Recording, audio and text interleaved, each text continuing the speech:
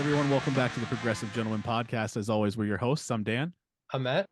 And thank you for taking the time to nerd out about music with us. This episode is sponsored by Eargasm Earplugs. Use code Gentlemen10 at checkout and take the step to protect your hearing today. This is a fun one. We're joined by Exploring Birdsong. Thank you guys so much for jumping on with us. Thanks for having us. Yeah, guys. thank you, boys. Absolutely. Pleasure to be We have been sort of through a roller coaster with your music. I'm actually going to start there, even though I said I wasn't, because it's just kind of a cool story, like the timeline of when we discovered you guys, and now we're like sitting down and talking with you, which is awesome to me. So we interviewed, it's unbelievable how quick that escalated. Life is crazy. So we interviewed Jim Gray from Caligula's Horse, a friend of the podcast, and when we asked him what his album of the year was, he actually said it was your EP, Dancing in the Face of Danger. And which immediately was like, we need to go check this out because we respect Jim, and obviously Caligula's Horse is incredible. And I don't know if I've listened to any collection of music more in that time frame, like since then. So I feel like every day you're like, I can't stop. I can't. I went and found the vinyl online. I was like, I need to find if this exists, and if it does, I need to acquire it. So that's what's right there. And that was like 2 or 3 days after we talked to Jim too. You were just like, actually I bought it. It actually was. Oh, thank you, boys. So slight obsession. So really pumped to have you guys on. So basically how we like to start these things outside of what just happened, is we usually like to ask the bands that we're interviewing sort of their origin story, how they met and how they came to start making music together. So we'd love to hear that from you guys. You'd say it's on Lynsey. Well, it's on probably a very grey September day in 2015. Yeah. Because we all went to the same university.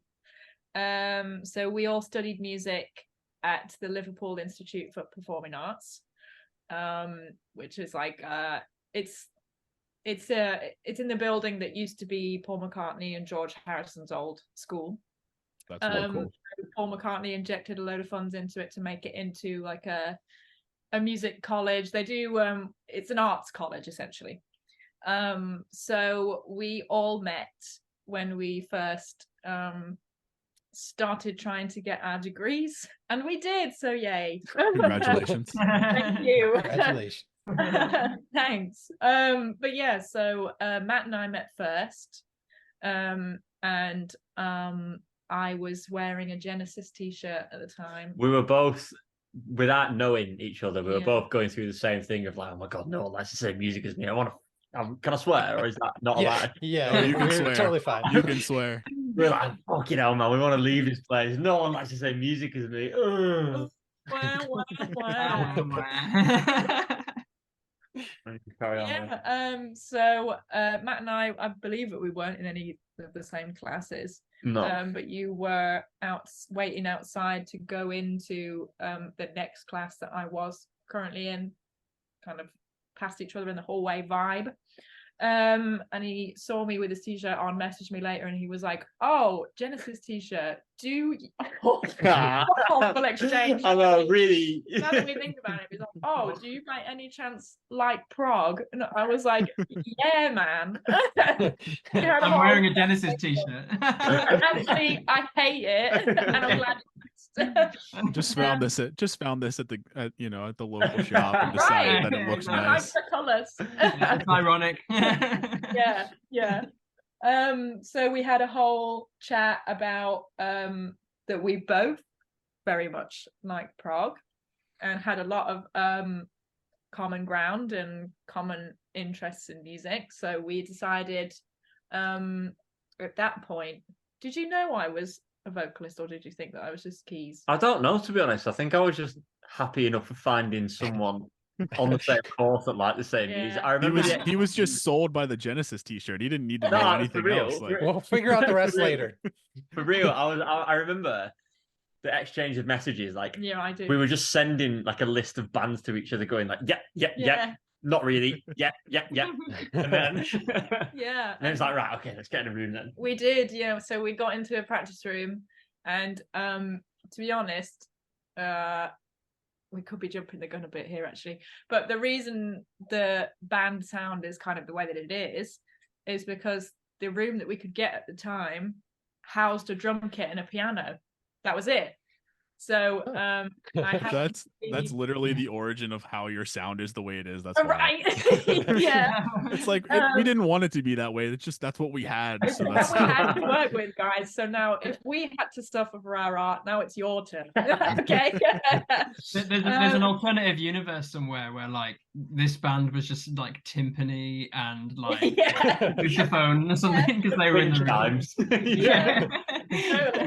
So we started writing the very, very embryonic versions of what would eventually be on our first EP, The Thing with Feathers. But we knew, so Matt knew Jonny better than I did, because again, we weren't really in any same classes, but Matt and Jonny were. So go on, do you want to? Yeah, so at this point, Lynsey and I had sort of flashed out a few, like Lynn said, like very, very embryonic songs and ideas and stuff. And at the time, we were like, right, we need a bass player. Let's get Jonny in or whatever. And then Jonny joined, and this is a song we've never recorded. Actually, it was the last song.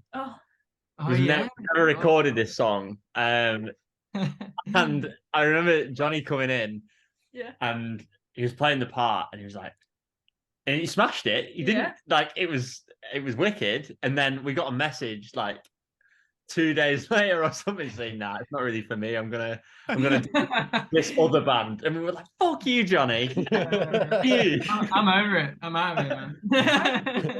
It was a very similar conversation, though, really, that we all kind of had. Just that really Matt and I had it first, but we ended up having the same conversation with Jonny about, do you like this band? Yes. Do you like this band? Yes. Do you like this band?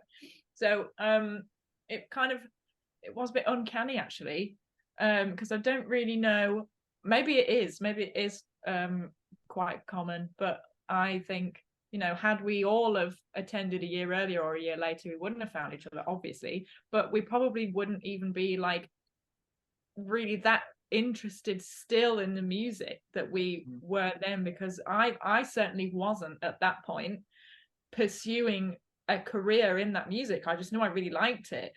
My intention was, or my kind of, I'd resigned myself to the fact that I probably wouldn't be able to make it, because I couldn't really find up until this point people that also liked it. Lynn said to me, right, so I remember saying to Lynn's, all right, let's get in a room and you play piano and you sing and I play drums. Let's just try and do whatever. And Lynn's said to me verbatim, I don't really write songs. And I was like, right, well, you do now. So you do now. Yeah. And then no pressure though. Yeah. So Jonny said no, and he stuck with no, and we hold him hostage. This is why he's yeah. He can't blink twice if you need saved. I love this band so much. It's my best song. But yeah, Jonny ended up joining, and then we, like Lynn said, we ended up then probably more so after we started rehearsing and writing together that we ended up liking a lot of the same bands. Like Jonny and I were both into Meshuggah, and we didn't really know until we went, "Oh, you like Meshuggah? That's sick." Yeah. And then like Vicky Clyro as well. We was like the first band really that we sort of like were like, "Oh yeah, that's cool." And yeah, probably after that point, we discovered that we had a lot more in common than we thought we did, and then it's just sort of gone from there. Really, it's been a very organic process, and it helps as well that when we were writing and rehearsing and doing all this stuff, we were also like in or becoming like really, really close friends as well. Like our group of friends at uni, like just I don't know, just amazing. It's like so good, man. And like if we're talking about the immediate 5, we're 3 of them. It's wicked. Yeah. It's just really really helped as well. So it was very, very friendly and organic, as well as musically something we were all really into as well. It's sickly sweet, isn't it? It is. It is. It's the perfect origin story. Yeah, that's awesome. That's probably my favorite origin story to date that we've had. That's sweet. Aw, thanks. And so and sort of like piggybacking on sort of the unique sound and all that stuff, your sound is pretty unique to like the prog rock scene, very much key driven, as we've discussed. I would love to know what your influences are. Like you mentioned Meshuggah. I mean, that's not necessarily like heavy in there, but there are some parts where it's like, and I'll talk about that a little bit later, but like your sound does like get pretty massive at times, despite sort of, you know, not having guitars or not having, you know. So I'm intrigued to know like sort of collectively what your influences are. Yeah, I mean, it's fun. Oh, sorry, yeah. There you go. Johnny, you've not spoke yet. Go Go, on. brother. Go on. You go, man. Oh, okay then. Oh, go on. Let me out. No. No, I was gonna say it's funny as well, like when it was that early time of us, you know, becoming friends and then starting, you know, playing together and writing together and stuff. It was funny how like we have certain crossovers and a lot of things, but then loads of bands where it was like one of us has listened to them loads and others hadn't, and then like, you know, we're introducing each other to bands that then became really important for us. So like I find that really interesting with the influences, because like you know, we've all had crossover with certain things. Like a lot of us like owe a lot to like our parents for playing us music growing up, you know, like I mean, like for me it was a lot of like Beatles, Beach Boys, Pink Floyd, you know, that sort of thing. And then like a lot of the modern stuff, like say like, you know, Meshuggah, yeah, Biffy Clyro, like a lot of like wall of sound kind of stuff as well, which is, I think, you know, even though there's no guitars with it, you can hear that it's sort of that bigger sound kind of thing is what we're going for, rather than a bit of a smaller thing. But yeah, any other influences? Well, I was just about to say, like, I think what seems to have cropped up a lot, and I'm glad of it actually, because I'm glad of it, but I think it's funny for us because we feel that we wear all of our influences on our sleeve. So it is interesting when people do say like, what is it? Because I can't pin any one genre or thing down. So to us that's like, really? Yeah, I like Meshuggah has always been there, and I guess it's us that hear it. But like Mastodon, always been there. But in key, I love Mastodon. right? Yeah, I was gonna say that's one of Matt's favorite bands. Yeah. But I mean, like, really characteristically to the music, it's got to be Agent Fresco. There was a band that was around that really directly influenced our sound called the River Verses. The River Verses, man. I don't think they're a thing anymore. Really, really small band from Manchester. Yeah, great band. And we said like, check that out. What's going on? Like, these guys seem to be like slept on, flying under the radar, and they're doing like amazing music. And so I can see a whole lot of Coed and Cambria merch and stuff in the back. All right. Yeah. A whole lot of that. I can see a whole lot of that. Yeah, there's a bit. Yeah. So I remember speaking to Alec, the guy from the River Verses, about Coed, and because for the longest time, Coed have been like, I don't know, I've got a fucking Coed tattoo on my arm. I'm like, same, but nobody wants to see me strip to show it, but I do. I have one on my back. Let's go.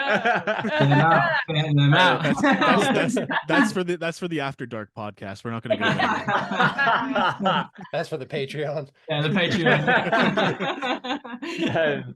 Yeah, I remember listening to the River Verses and being like, there were little tiny lyrical nods to Coed things, and I was like, that's got to be that has to be a Coed reference. And I messaged him and I was like, is that whatever song, whatever part of like a little reference to Miss May I or something like that? And like the tiniest little thing, he was like, yes, classically spotted that sort of thing. And at the time, like influence wise, the first EP was heavily influenced by Coheed and Cambria. Yes. Heavily influenced. I love to hear that. Yeah. Makes it around the time we were releasing it, I flew to New York to watch them play Good Apollo in full with a Deer Hunter. I'm trying to remember if I was there or not. Because I've seen Coheed probably like 30 something times at this point. And that tour was one that I think I like went to like 4 or 5 shows, and New York isn't necessarily out of my reach, so I might have been there. But yeah. That was the craziest crowd I've ever been in, man. That was mad. Right. they get Coheed, New crazy. York. I was like, what? Yeah, it's their home turf. With the Deer Hunter as well.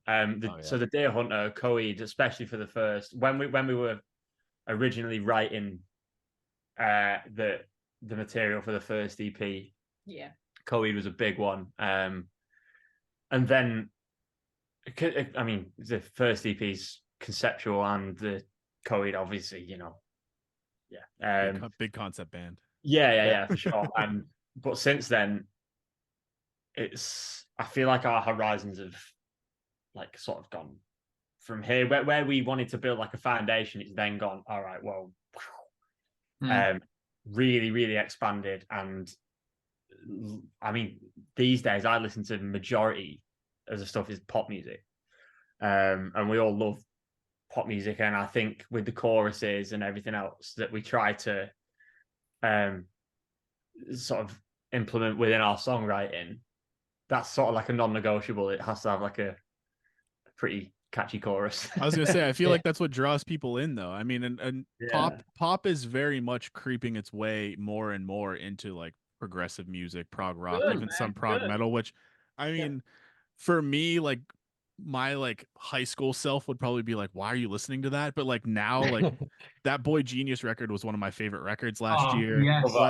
Like I listen to so much pop music now that I'm actually surprised that that's true. And especially sort of where I came from to where I am, and it's cool to sort of see a lot of people are kind of trending that way too, that are in, like, you know, we're metalheads and are into prog and prog metal, prog rock, and now it's like there's a lot more open-mindedness, I think, and a lot more genre exploration sort of from the artists as well, and I think it's a good thing. Yeah, and I think with the blending of pop into prog is like, because prog just is, you know, inherently kind of this very niche thing, and you know, to some people completely unapproachable. And so when you inject pop into it, then you kind of get this like, oh cool, like I can listen to this too. And so you get your friend who's like, prog, what is that? And then listen to it and be like, oh, this is cool, and like sing along to a chorus, and not realizing they're nodding their head to a weird time signature. And it's like, oh, I got you. Now you're into prog. It's the best. It's so good. It's so good, like having that like it's just music that we want to make, instead of, oh, you know, it has to be like really complicated and stuff. I mean, like, you know, Polyphia talk about it, don't they? They say like they take more influence from pop than they do from like other metal and stuff. And that's like instrumental guitar music with like really complicated lines and stuff. But like the core of it is like, you know, it being like memorable and, you know, good melodies and like good harmony and stuff. And like, you know, something that you can like almost like sing along to, like, you know, you go to Polyphia concerts and people are singing along to like the melodies and stuff, you know, like, and that's always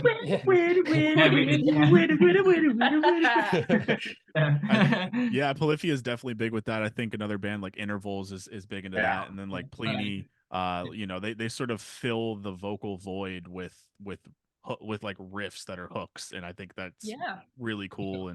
And like you said, they definitely derive a lot of that from like pop and hip hop, even like, and it's just cool to see that blend come into you know, progressive music. It's not just, you know, it's also interesting to have the hip hop element added into, like you just said, but we also have new metal, which is, you know, it has the rap element, but like it's different. So it's like, even though like prog is doing it, they're doing it in a different way, and it's still like, it's weird to have these like blends. It's like, well, it's metal with rap, but it's not new metal, and like it's interesting to have all these like genre jumping kind of, and that's the spirit of prog, you know, like prog is meant to be progressive. So instead of like, you know, you don't want to do that and just try and write something that sounds like Genesis or Pink Floyd or something. You know, you want to, you know, the whole idea behind the genre is like, you know, pushing boundaries and like, you know, fusing What it genres should be. sort of thing. Yeah, exactly. So like the best, like that's why like Agent Fresco was a band I didn't know until I was friends with Matt and Lynn's, and Matt was like, oh, you know, you've got to listen to this album. And like I would say like listening to Death Trio for the first time just like changed the way I thought about music. Like I mean even their first album, like Eyes of a Cloud Catcher, is like one of my favorite choruses of all time. And like they're just such a perfect band at like writing really like lush, interesting music that's like so easy on the palate. Like it's so like anyone can listen to it. Like it's just the best, man. They're just the best. They're so good. For sure. I mean, that's one thing that I like about, well, your music as well, but like just also, you know, sort of similar music. Not that there's that much that's like too similar to what you guys do, but is that you can put it on and like sit on a patio, drink a beer, and just like, you know, like it's not like, and like have people who don't necessarily listen to prog or aren't into heavy music or whatever, like sit down and actually enjoy listening to it as well. It's become a lot more accessible, kind of like what you were saying, Matt. And so yeah, I think that's awesome. And sort of speaking about, you know, kind of your body of work, you guys have 2 EPs, 2 cover songs, plus you just dropped a new single. We'll talk about the single in a little bit, but starting off with the new EP, was one of our favorite releases of the year once we knew that it existed. Yeah, it was a and, late discovery, but a good one. Well, thank you. And easily, like if we did, like we do an album of the year every year, but we sort of exclude EPs, which maybe we shouldn't, but we do. If there was an EP of the year, it would definitely be yours. That's Thank how you. much I still listen to it. Sorry. But like the piano driven sound that you guys have mastered, it makes for a lot of like beautiful moments.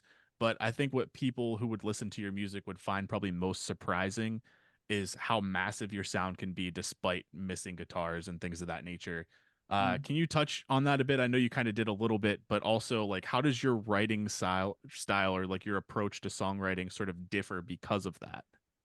Jonny, so I'm just going to interject before we pass over to Jonny, because Jonny is the guy that will Oh, why am I doing it? focus on synths and stuff like that. But I think from like before we talk about that, the way we have always written, especially from like we mentioned the really embryonic stage with Lynsey and I, it's all been melody driven. That's the primary thing. Like if the melodies aren't doing anything for us, then it's not gonna make the cut of whatever we're trying to do.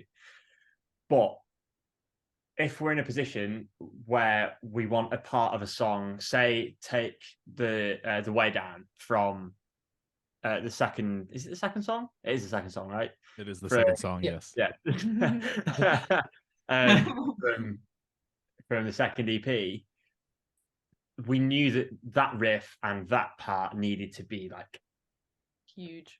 gargantuan, even for our standards, if you want to call it that, gargantuan. We need it to be like fucking big. Yeah. When you have a guitar in a band, you can layer guitars, you can put whatever like amp preset or whatever pedal you want on it, and you can expand that. But when we're in this position, I think it makes us think more about, like, rather than passively just pick up a guitar and put like an Act Effects preset on or whatever you want to do, we have to actually really think about how we're going to make it like that. And I think then the writing process then becomes more, I'm going to say involved for probably lack of a better word, but like we have to actually think about how we're going to do that. And then we can then stem ideas from that. And so whether it's, we can only go so big with this certain idea, so then we make the intro or the verse a lot lower, so then that bit seems bigger. Does that make sense? So if the intro, it does, yeah. If the intro is like tiny, then when that kicks in, it's going to sound bigger than it possibly. I'm not saying it is that, but like we have to actually think about how we're going to make things big. because we It can't. makes sense too, like thinking Yeah. about it too, because a lot of this, like that bigger moments, the heavier moments, if you want to call them that, come after. Like it's usually swells to that. So it's Yeah. Right. like, so yeah, that makes sense. It's almost like Yeah. tricking the mind into making it sound like it's heavier than it actually It's all within is. the context I like of it. what we're trying to Mirrors. write. Smoke and mirrors. I like it. But I do think we do a fairly good job for the three of us of making like a big sound, and Johnny's sort of persistence with finding the right synth sound and stuff is a big, and so it's always a big player in it. So Johnny, take it away, brother. That's my introduction. Matt's my hype man when it comes to synths. Yeah, I mean, like, especially with the second EP, like the writing was quite different from like the first EP. You know, they mentioned earlier that Matt and Lynn's, you know, got like the bones of all those songs together before I was even in the band, and like, you know, I came along and sort of there were certain bits that I was able to like, oh, you know, what if we tried this and what if we did that and that sort of thing. And then like the second EP, instead of that like writing in a room feel, like we had all the songs basically there, but then when we were going to record it, COVID hit. So we were all just like at home, and like we could have recorded the EP in 2020 if it wasn't for COVID, and it would have sounded so different to how it does now, because you wouldn't have had a vinyl of it, brother. I'm promising. yeah, totally. Yeah, you would not. You wouldn't have bought it. Yeah, because it was just like you know, being able to take that time and sit down and like, you know, we were all like discovering music and this sort of thing. And like it was just like, you know, we can start playing with this a little bit more. You know, the first EP felt very like the sound that we do live in terms of piano, bass, drums. I do some second key stuff and then vocals. And it was like, well, you know, if we're going to be using, you know, tracks and stuff anyway, which is sort of the industry norm now, then like, why limit it, you know? And like synths and everything are huge, you know, like, I mean, over COVID, I really got into the album Songs from the Big Chair by Tears for Fears. And I was just like, it's such a class album. Like, and so much of that is like those like Juno pads, just like filling out that mid-range. So I just like impulsively bought a Moog. Nice. In COVID, and I was like, oh, this is so sick. And then I bought another one, and then I was like getting all these like presets and stuff. So like the album just like the EP just got like bigger and bigger and bigger, and like songs like The Way Down, like I listened to the original demo like not long ago actually, and like that main riff is like, yeah, you know, it's all right. And then like when you listen to how it ended up, it's like it's so much bigger. And I mean a lot of that as well is Jason Abe, who engineered it. We went to Northstone Studios in South Wales, and they were just like amazing. And when we were talking about influences earlier, Jace was listening to it and just saying like, it's so 80s. And that was something like we'd never said, but it was the case. It just was the case. And it was like he hit the nail on the head, and like they just understood it straight away. So especially when you've got a song like Ever the Optimist, which is like, yeah, I can see that. Where, you know, it's 80s straight off the bat. But it's funny too, because I bet like before I discovered you guys, I was on a major 80s kick. So that's actually hilarious that I don't know how I didn't put that together, that maybe that's like one of the reasons why I'm like I really love this shit, but that's funny. That's really funny. Yeah. I mean we love all that stuff, you know, like I say, like you know, Tears for Fears and like Hall & Oates, like we're massive like fans of, like just amazing songwriting, just like so good. And like, you know, the instrumentals in so many of those 80s songs, it's like the song Maniac is just like, you know, associated with like Flashdance or whatever, but like I think that's one of the best songs of the 80s. Like that chord progression in the verse is amazing, and it's just like all these little individual parts like doing their thing. And that's true with like even when you get into like Pet Shop Boys and Erasure and stuff like that, you know, it's like those parts are all like really simple parts, just like layered, and it gets to a point where you're like analyzing what is it that makes a song big. You know, Metallica would record a riff, you know, on the neck pickup and then on the bridge pickup, and like on a few different tones, so it's like the same part just multi-tracked. But like if you actually look at what is it that makes that sound huge, it's like, well, okay, how can we replicate that without a guitar? Like, you know, like pump up that mid range and like really beefing up the bass, bringing it forward as a melody instrument. You know, using the piano as like, you know, a riff thing as well. I mean, again, like another influence of ours is Tigran Hamasyan, who is just like this insane Armenian. He is ridiculous. The most talented musician on earth, I think, maybe.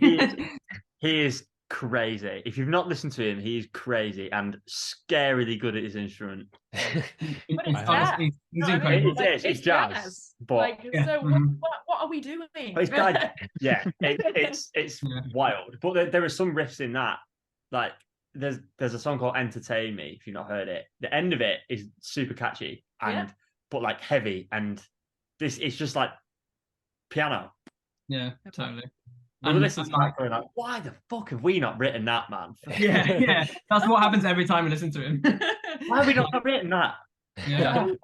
and he has tracks like Double Faced and like Levitation 21, where it's like if this was on a guitar, it would be a Meshuggah song. And it's just but like he just like that sort of helped us think about the instrument in a different way.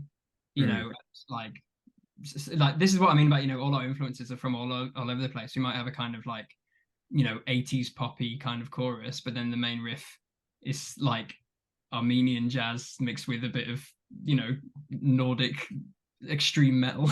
You know, I feel like that's why we like prog, though. It's like, you know, having all these different influences and all these different genres sort of coming together as one collected work is always cool. And I just went and looked that up. I love having homework after a podcast episode, so definitely dive into that catalog. He's amazing. He's insane. He's honestly he's so talented. Super excited to check that out. And so sort of transitioning, we talked a little bit about the EPs. You guys have a couple cover songs as well. Specifically, there's a cover of Diamond Eyes by Deftones. Oh my God, that song has been stuck in my head.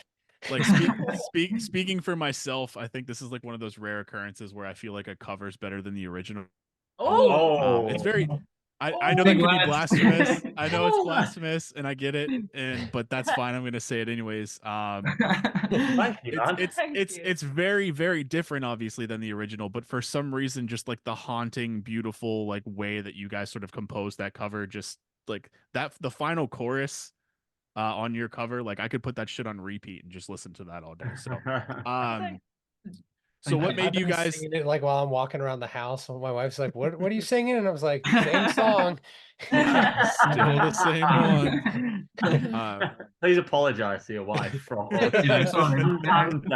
No, she's been listening to your EP, your newest EP as well. After both Dan and I listened to it, and then I was like, "You gotta check it out." Oh, thank you, boys. Yeah, we try to spread the good word. I'm pretty sure we've mentioned you guys in every podcast episode since that interview with. Really? Yeah, I think so. Yeah. Yeah. It's you're taking Coheed's place. It's been that. Yeah. So I used to mention Coheed in every episode, not even intentionally. It just sort of would always come up organically. A lot of the bands we talk to, like Coheed's an influence, so like it's just always like even today. So you know, it just happens, and it doesn't help that literally like I'm advertising them pretty heavily. Subliminal messaging. It is. You guys are gonna go listen to Good Apollo after this, but to be fair. So I guess my first question around this cover is what's the reason you decided to cover a Deftones song? Like, what was it? Just a random thing, or was there like, I don't know. I mean, like, firstly, like it was a song that all of us had individually just loved when we were younger. It is a good song. We talk, I think we talked about it like when we were recording the second EP, because I remember talking with Jace about it. And it was just like, oh man, that album. Like I remember buying that album because I thought it looked cool because it had the owl on it. The owl, yeah. That's a cool cover. And I felt like I'd never heard anything that heavy when I first listened to it. And then I feel like you guys were sort of similar with that as well, in terms of like it was a song we all just loved. Yeah, I think like it was always there was another one in the running. I can't remember what it was. Was it potentially Beauty School? Yeah. There was another one. But we knew we wanted it to be Deftones. There had been others that we'd considered as like, oh, should we do this song? But they hadn't really stuck. But the idea of doing a Deftones cover it just remained. I think from my point of view, again, it comes back to kind of what we were talking about earlier, but like melodic sensibility is such a huge element of our band that we definitely have pulled it from bands like Deftones, where their melodic, Chino Marino's voice and everything that you hear in your head when you think of Deftones, the melodies are insane. Like this, it's deeply satisfying to listen to. I feel I just love that band, and I'm not going to get into it. I can't. But like, I don't know. We'll have a part 2 where you can just sort of just express. We can talk about Coheed and Cambria and Deftones. Yeah. But yeah, I don't know. It was always going to be Deftones, and we settled on Diamond Eyes because I think it felt like we could have our voice convey that song best. I think as well. Sorry, Dan, you go. Oh, I was just gonna say, genuinely, like if you weren't like, if you're somebody who wasn't familiar with the original song and heard your cover, it the way that you sort of arranged that song, it could have easily fit on either of your EPs. Like you guys really made that song your own. And again, I still think it's better than the original, but I very much like the original too. But for some reason, maybe just with sort of where my music tastes are sort of trending these days, like your version just is more satisfying to me. Thank you. I mean, where that came about though is when I was demoing, like, oh, should we do Diamond Eyes, or we should probably start Diamond Eyes. I sent it to the boys because before it was E-piano, it was just normal piano, basically what we always do. But I said to the boys, like, it's Alicia Keys. I'm hearing like I was doing the keys part, thinking like it's Alicia Keys. So like, I don't know why, but like it did not turn out that way, obviously. But yeah, Deftones meets Alicia Keys.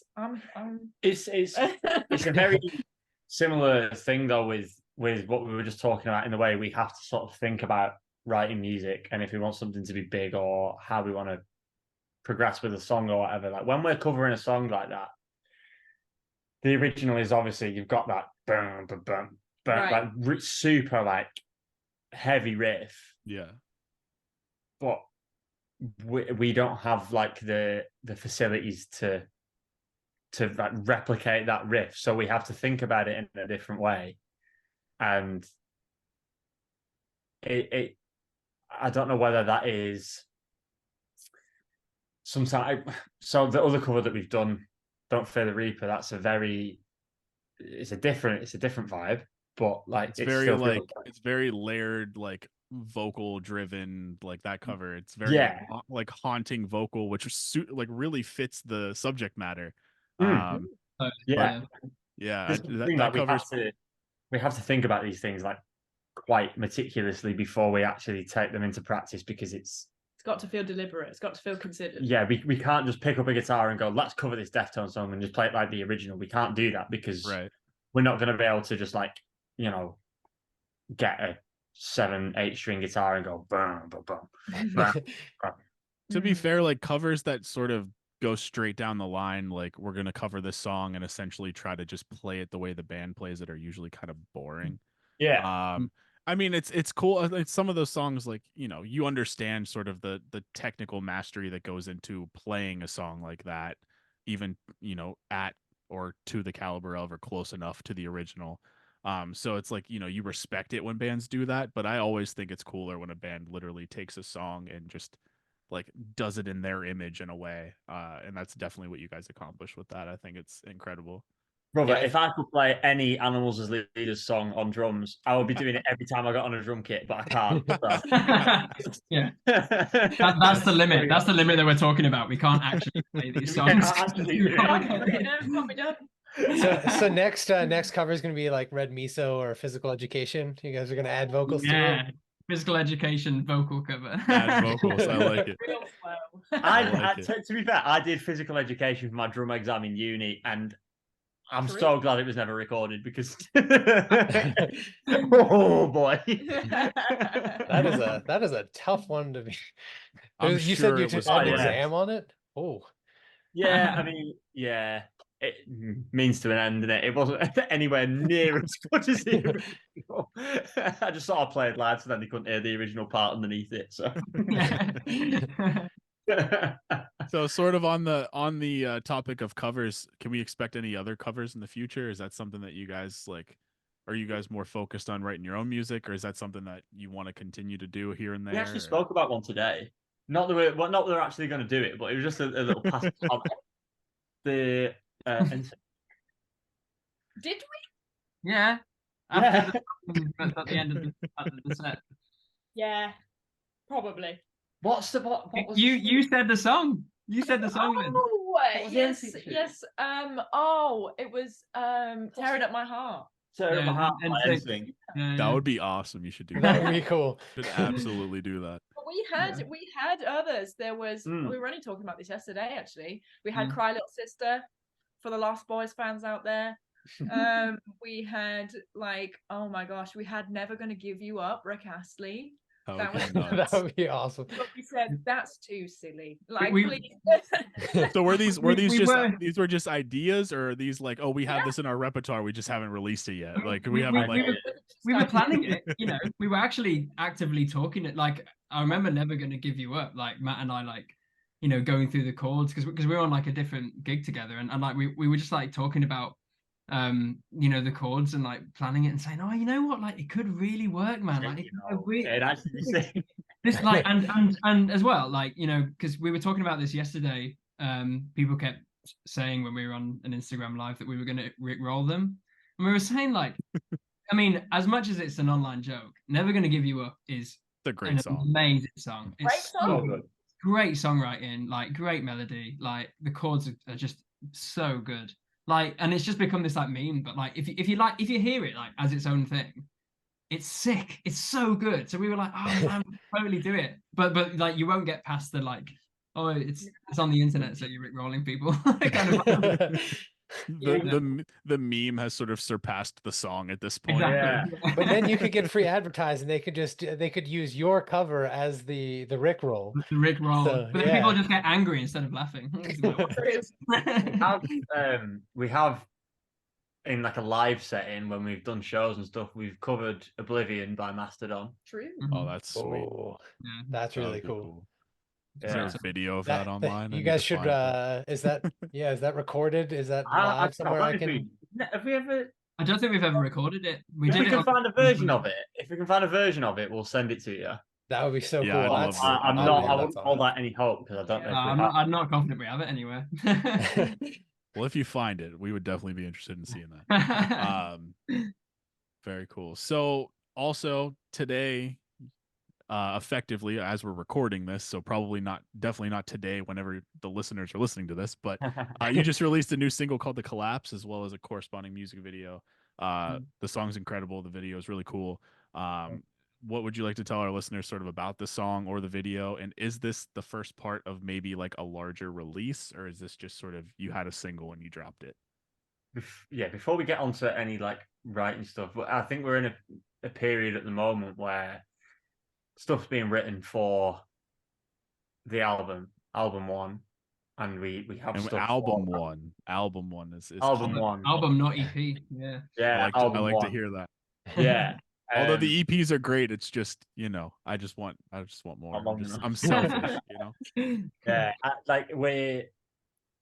stuff's being written for it, and the way the position that we're coming at it from is we don't want to put out an album until like we probably have enough material to put out an album, to go into the studio and record an album and put it out, but we don't just want to do that. We want to actually make it like a debut full length of something that we're like massively proud of from top to bottom, and it's deliberate, it's thought out and everything like that, and you know, the material that we've got probably will make it on there, but in a different form than it currently is, because we'll take it apart and put it back together, and Similar to what it sounded like your approach after like the whole COVID situation with, Yeah, with for the sure. most recent Yeah, EP. yeah, exactly like Yeah, that. that makes sense. But we want album one. We want people to listen to it and go, "Fuck me, that is good. That is really good." Like, and I think with Dancing in the Face of Danger, like you just mentioned, we had the benefit of that. We had the benefit of taking time away from the songs and coming back to it and going, "All right, okay, well, this would work." And in a way that's different to the first EP. The first EP was like really, conceptual and thought out and all that. But then the second one was, we wanted to just be like song, slap you in your face with like 5 tunes that will hit you, stop, hit you, stop, hit you, stop. And I feel like we did that to an extent. But in terms of this, we're at a point where we've got material and songs that don't quite fit into either bracket. The Collapse is one of those. There are more songs that are part of that bracket as well. So for a little bit, it will probably be like single releases. And then we'll start releasing singles that are part of an album. Yeah. If that makes sense. Yeah, that makes a lot of sense. But in like terms the of Spirit Box approach, where like they had like basically a full album worth of singles that they kind of let out, and then they're like, here's an album with none of those songs on it, kind of. right. Well, there you go. Yeah. But in terms of the writing thing, Lynsey, you can go with that one. Yeah.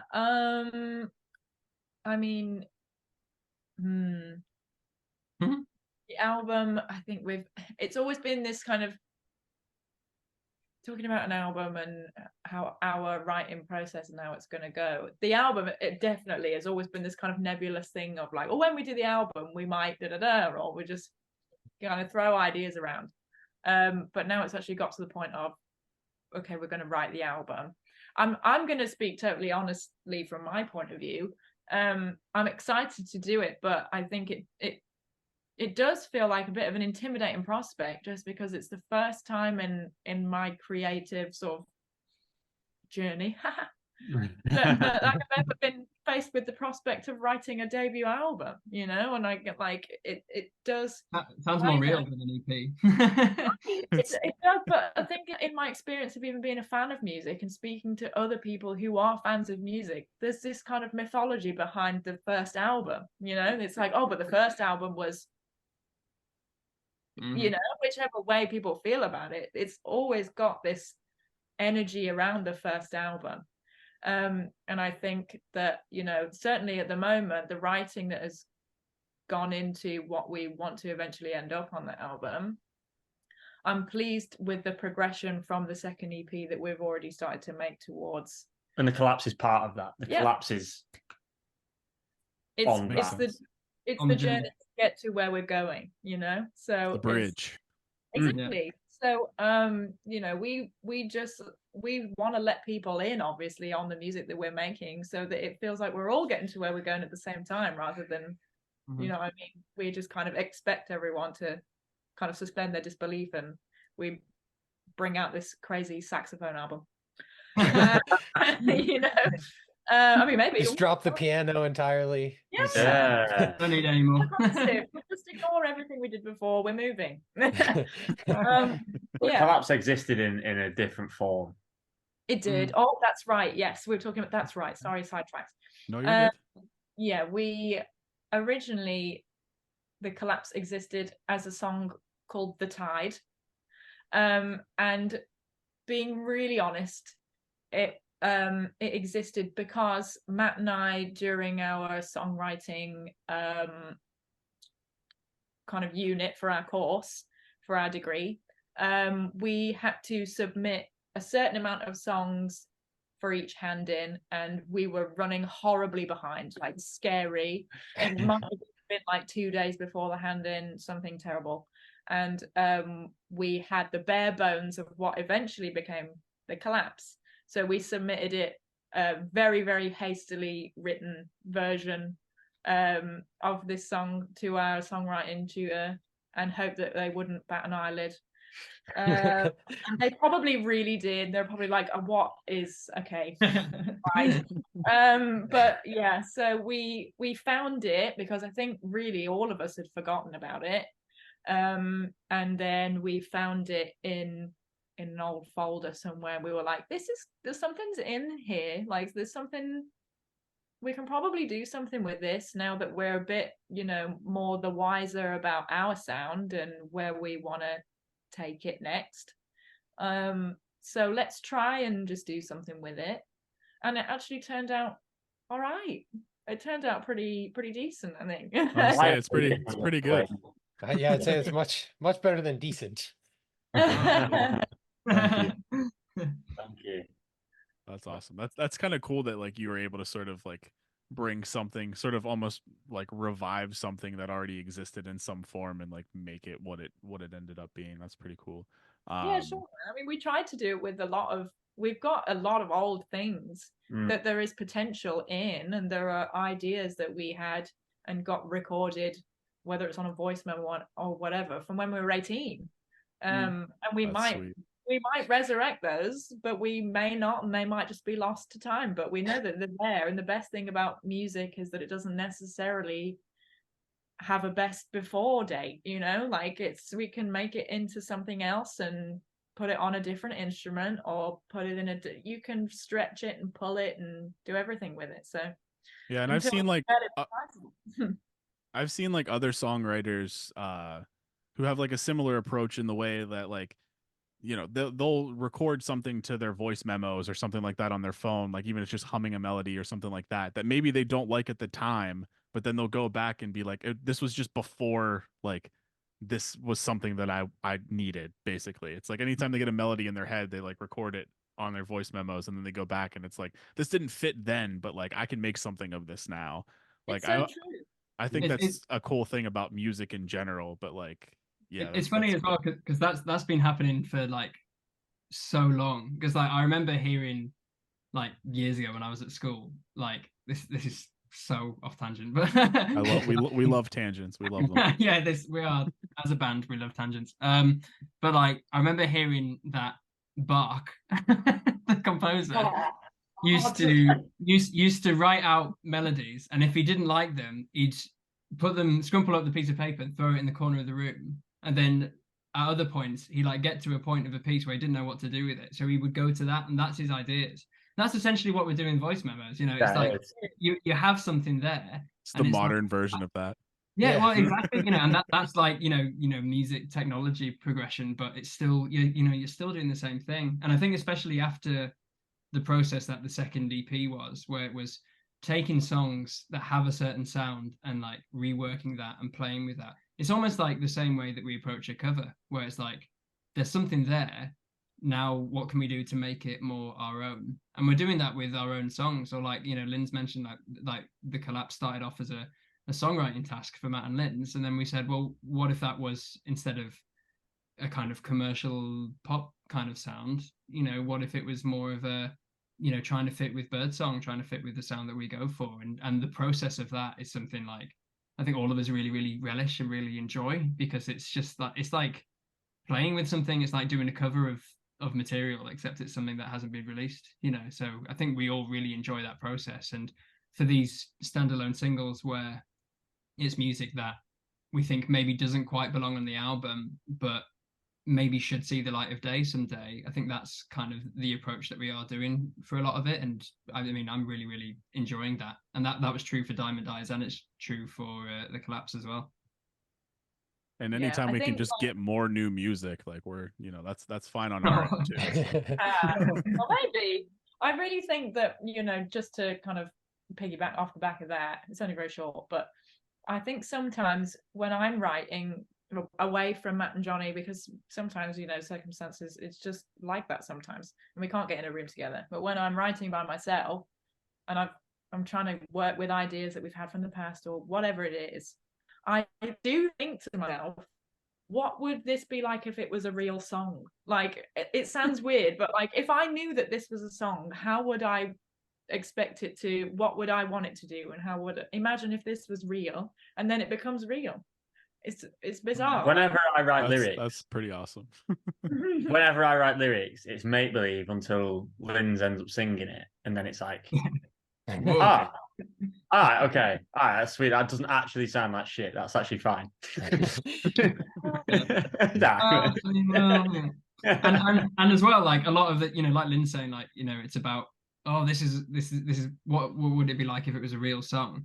That's true of a lot of the demos that we approach, in that like some of them, even a couple of songs on the second EP, like No Longer We Lie, was something that came from an original sort of instrumental demo that I put together. Brother, do you remember that Zoom call that we had? Yeah, I do. And like, oh my completely God. reworking it. It's like I think all of us, when we're writing stuff, we'll kind of put lots of stuff together, and it doesn't matter, it doesn't matter if a section's way too long, or it doesn't matter if there's this stupid bit in the middle, or this bit's not really fully developed. Like, let's just put it down, and then when we're together, we'll be working on it. And working on that over Zoom and being like, oh, what if we tried this and what if we tried that, was a really painstaking process. But that's, like Lynn says, the process of making a song real. That's like, oh, what if we took that and what if we made it good? It's like, well, what if, okay, say let's take, Jonny said Tears for Fears earlier. I'm sitting there thinking, what if Tears for Fears did this song? What would I want to hear? What would I love? What would I really find fun to hear? Yeah. That is it. It's like, you just pretend it's real. I can't. This is stupid. That's an interesting that's an interesting it's real, way then make it real. Right. Yeah, well, it's fake almost like it till you make it. you're like reverse creating a song. It's like you're like uncreating it to then create it, kind of. Yeah. Like you work backwards and then forward after. That's really interesting. I mean, like, we're in the really privileged position that, like, in this band, I feel like we've always felt like we've been able to make the music that we want to make. It's never been a thing of, this is what the band should sound like, and I'm doing this because this is the sound of the band. Like, we would have guitars if we wanted to. Yeah, exactly. Like the sound of Birdsong has progressed since like 2015 when Matt and Lynn started writing, and then like 2016 when I joined, and like our first gig in like 2018. And since then, like, it's just constantly progressing, and we've always felt like we've been able to make songs that we want to make. So that thing of like, what would it sound like if this band did it or this band did it, is all just us being like, we want to write the music that we want to hear. Like, we're surrounded by such amazing music. Like, if we can take some of that and some of the elements of that we love and put it in our own thing, then that's like a privilege that we're in a band where we can do that, So I really can't. Just to wrap that point up, the end of the river is the first time that happened, I think, when we were like, all right, well, let's try and channel Meshuggah. Yeah. I can see on that. the piano. The end of the river is the first time that happened. Yeah. And I don't know whether it's like the most obvious, like, let's try and do that. I think so we were kind of on like a Discord chat earlier, Matt and I, and listening. I had like the record spinning behind me, and I think it was The River came on when I think I had said to Matt, like, it's really cool to hear almost essentially a breakdown, so to speak, but no guitar, like, but it's still like, is unmistakably like a breakdown. Yeah, and actually, while you were listening to that, I was watching the video on YouTube for the baptism, and actually, I saw a comment that was like tagged at, like, I think it was 2 minutes and 20 seconds, I think, and it said "Piano Gent" was the and it was just like funny, like the timing, and I was like, huh, yeah, I guess it kind of is. And it was like, that's really cool to, like, you guys are kind of pioneering your own sort of genre within prog. Is the have we can we call this Piano Gent from now on? Like, is that the new genre? Like, I mean, or at least a subgenre? Yeah, it's not shit. It's fine. Yeah. Fair really, enough. whatever you want. Exactly. Yeah, but I mean, again, like, this is where things like Tigran Hamasyan, like, was the closest thing I'd heard to Piano Gent before in my life, and I was like, what? Like, I didn't. It was like you'd heard a new instrument for the first time. It was like, I've never heard someone use that in that way. So yeah, I think like it's really interesting how like when we've listened to stuff, you start to hear it leak into the Birdsong tunes, and you know, like as time goes on and we're listening to new bands and different sounds and this sort of thing, you start to hear that come through. Like Lynn says, for us, it feels like our references are completely on our sleeve, you know. So I yeah, think it's like probably for sort of people on the outside looking in, it's one of those things where it's like it is a blend of all these things we're talking about, but because of that, it does sort of sound so unique, especially to sort of the prog rock scene, which is where you guys typically get lumped into. Yeah. That like it is sort of like a different thing. So that's when you sort of sit back and say, well, what is different about it? What am I hearing? What am I, and like, you know, we sort of infer a lot of influences when we listen to music. But like when we actually have an opportunity to talk to the bands, we're always like, I want to hear what you have to say, because like We want to sometimes see if our guesses were right. sometimes we'll throw something out there and the band will look at us like, no, okay, I never Yeah. thought about that before. But no, I mean, I can see like a lot of the like Meshuggah-esque influence in the piano gent, so to speak. And then the other couple of the other bands or artists that you threw out, we definitely have some homework to do. I'm looking forward to sort of like listening and sort of deriving where certain things came from. But yeah, no, that's all awesome. Is there anything else you guys want to talk about music related before we switch gears a little bit? I don't. I mean, we could talk forever about Oh, this. I know. Influences. Like we keep bringing the conversation back and going on tangents and this sort of thing. So, and I'm not rolling out that it's going to happen anyways, but I just figured. Yeah. In fact, actually, quickly, just on the baptism. So, for anyone listening to this, we will have already played our show in London. We haven't played the baptism in years, man. Like we've not played that song together in. I've not listened to that song in a long time. It's probably 2019 the last time we played that live. Nah, later than 2019. A long time ago. Either way, it was a long time. And we played it in rehearsal today, and we were like, I mean, yeah.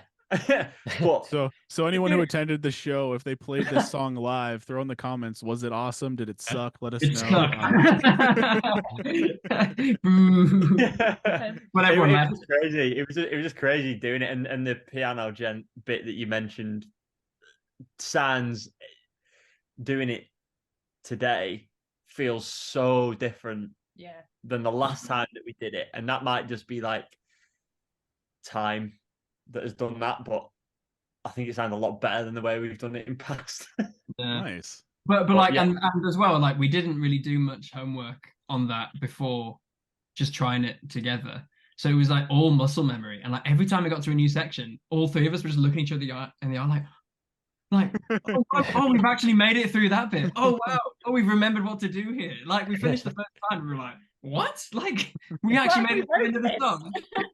Oh man, it's such a weird experience. Since you guys mentioned like about how you've kind of found old ideas and redone them and restructured them and made them into new stuff, with not playing the baptism in so long and going back to it, are you gonna sort of have like a new rendition of it? Like, are you making sort of tweaks and changes to it to make it kind of a new, like version 2.0, if you will?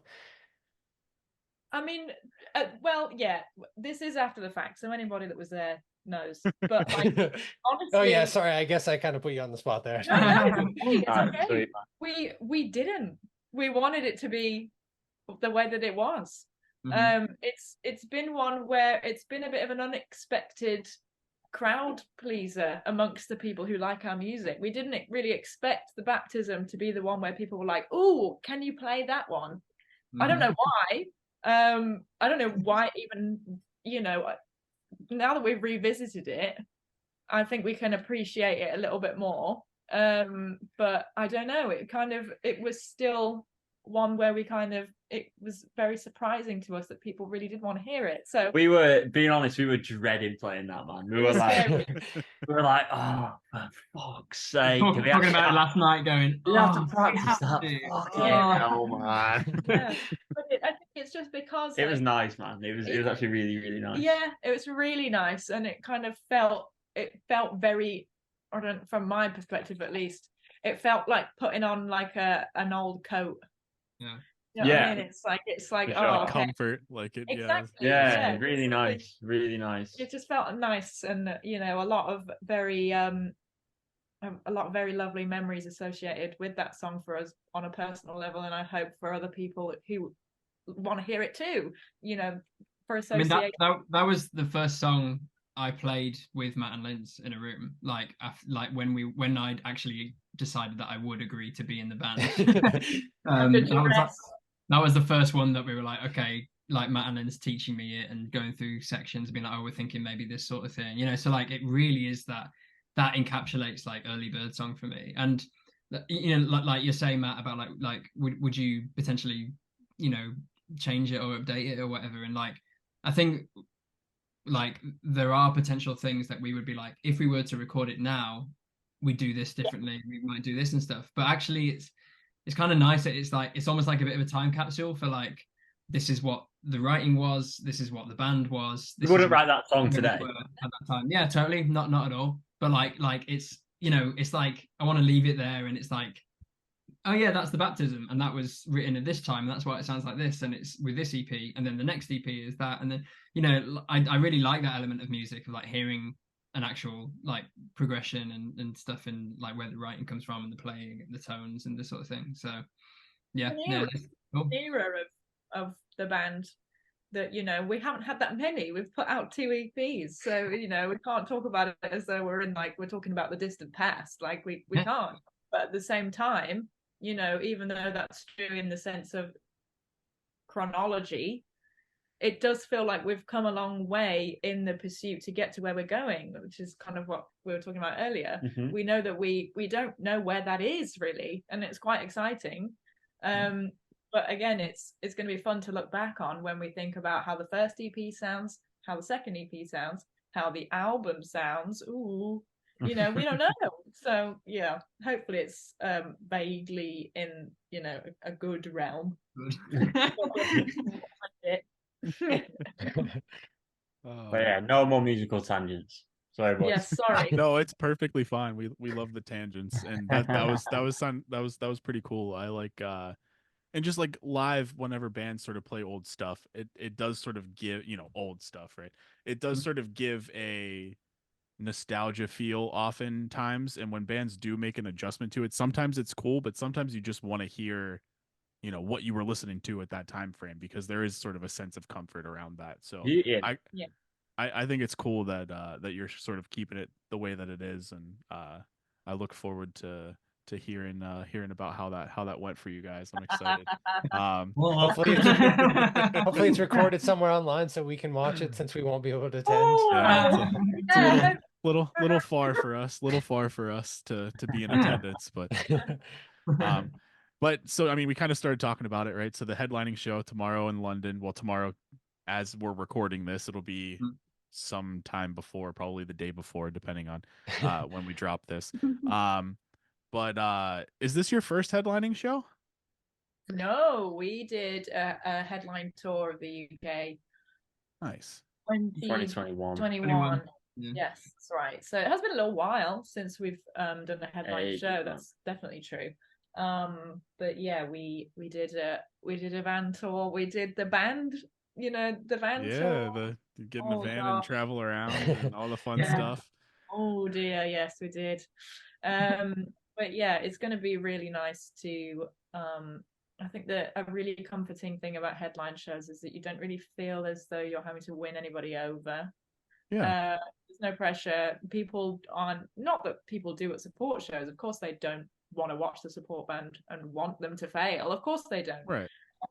But definitely when you're playing to your people, you know, we said when we were planning this show anyway, we wanted it to feel a bit like a family affair. You know, it's how we see it.